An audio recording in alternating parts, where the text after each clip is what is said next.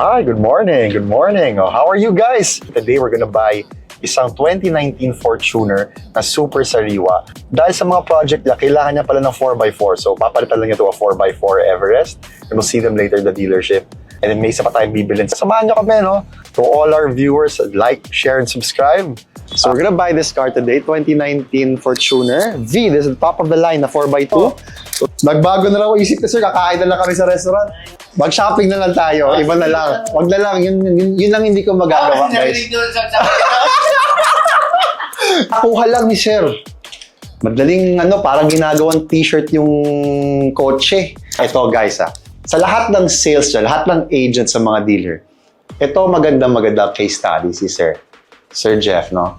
Pag darating sa dealer yan, sando, bota, putik-putik pa, shorts, yung mga ganyan, yan yung mga cash buyer.